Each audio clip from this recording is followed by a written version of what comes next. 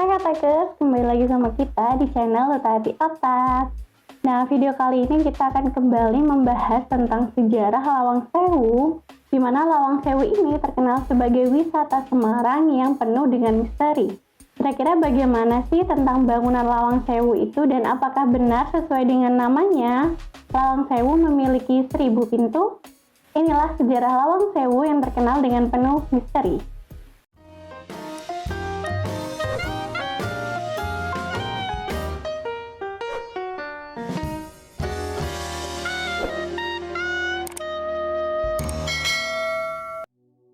Apakah di antara teman-teman ada yang belum mengetahui tentang Lawang Sewu? Pasti rata-rata semuanya sudah mengetahui kan tentang Lawang Sewu ini, yang merupakan salah satu wisata yang berada di kota Semarang. Nah, beberapa tahun lalu Lawang Sewu ini dikenal sebagai salah satu peninggalan Belanda yang sangat populer terutama di kalangan masyarakat Semarang. Ternyata tidak hanya karena sejarahnya yang panjang, Lawang Sewu ini dikenal karena arsitekturnya yang khas kolonial, tapi ternyata Lawang Sewu ini juga terkenal karena adanya beberapa kisah-kisah seram yang menghantui peninggalan Belanda ini. Nah, seiring dengan waktu berlalu, Lawang Sewu kini terkenal sebagai salah satu destinasi yang terpopuler yang ada di kota Semarang. Apakah teman-teman mempunyai rencana untuk mengunjungi Lawang Sewu? Yuk kita pelajari dulu bagaimana sih sejarah adanya Lawang Sewu.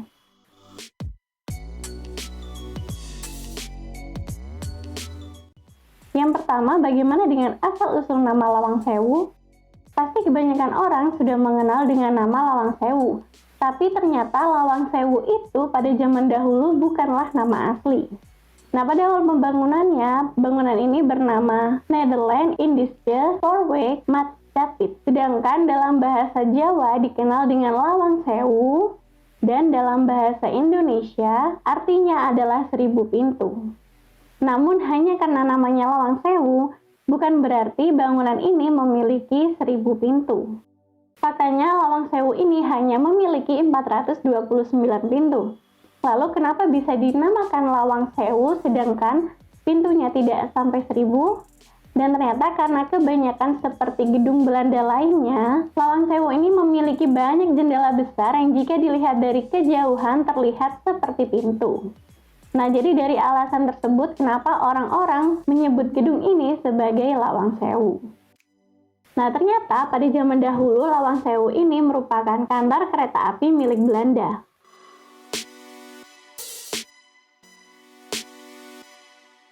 Nah, ternyata berbeda dengan sekarang. Pada zaman dahulu, Lawang Sewu ini merupakan kantor administrasi Indische Spoorweg Majapahit atau NIS, yaitu sebuah perusahaan kereta api swasta asal Nederland.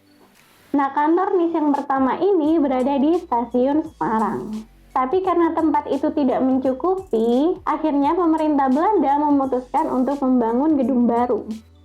Pembangunan kantor administrasi NIS ini dimulai pada tahun 1904 hingga 1907, di mana pembangunan ini diawali dengan menggali tanah sedalam 4 meter, yang kemudian menggantinya dengan lapisan vulkanik yang membuat bangunan ini sehingga menjadi bangunan anti gempa.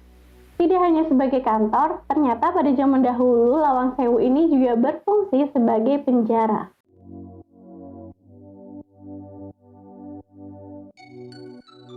Nah, di balik hingar-bingar pekerja perusahaan kereta api, Lawang Sewu ini ternyata juga memiliki sisi kelam yang jauh dari kesan sebuah perkantoran. Selain lantai 1 dan lantai 2 ini berfungsi sebagai kantor, ternyata bangunan Lawang Sewu ini juga memiliki ruang bawah tanah dan juga lantai 3. Lantai ketiga ini berupa loteng dan juga ruang bawah tanah yang berfungsi sebagai penjara bagi tahanan di masa penjajahan. Nah, ketika Indonesia jatuh ke tangan Jepang, ternyata ruang bawah tanah dan juga loteng ini menjadi penjara paling kejam bagi orang Nederland. Lawang Sewu ini juga sebagai saksi bisu pertempuran melawan tentara Jepang.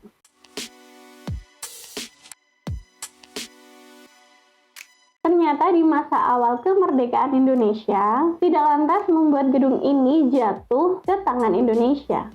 Lawang Sewu justru berubah menjadi medan pertempuran antara pemuda Angkatan Muda Kereta Api atau AMKA dengan tentara Kempetai dan Kido Butai dalam peristiwa pertempuran 5 hari di Semarang dari tanggal 14 Oktober sampai tanggal 19 Oktober 1945.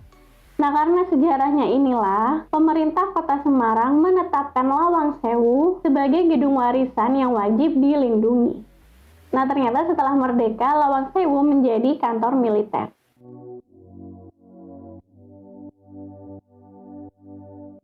Jadi setelah merdeka dari Belanda dan juga Jepang, secara otomatis kantor administrasi kereta api ini jatuh ke tangan Indonesia. Nah, oleh pemerintah, gedung ini kemudian difungsikan sebagai PT Kereta Api Indonesia atau KAI, yang kemudian beralih fungsi menjadi kantor Badan Prasarana, Komando Daerah Militer, dan kantor wilayah Kementerian Perhubungan Jawa Tengah sebelum akhirnya dikosongkan pada tahun 90-an.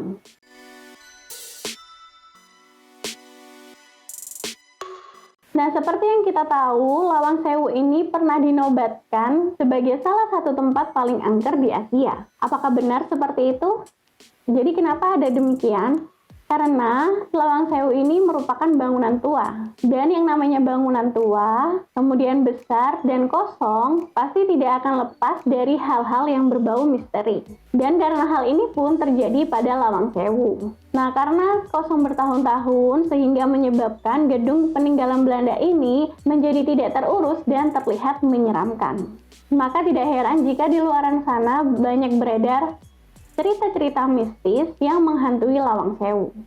Nah, pada tahun 2013, gedung ini menjadi salah satu gedung sebagai tempat uji nyali di sebuah salah satu acara TV dan berakhir dengan meninggalnya salah satu peserta beberapa hari setelah acara berlangsung. Nah, karena beberapa kejadian horor yang menghantui, maka dari itu pada waktu itu Lawang Sewu pernah dinobatkan sebagai salah satu bangunan paling menyeramkan kedua di benua Asia loh. Nah, tetapi pada saat ini Lawang Sewu sudah menjadi tempat wisata yang sangat populer.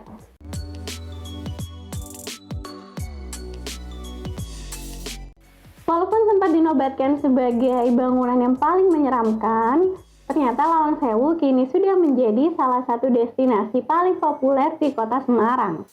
Karena setelah beberapa pemugaran dan juga renovasi yang dilakukan pada tahun 2011, Lawang Sewu kini berubah menjadi tempat wisata sejarah.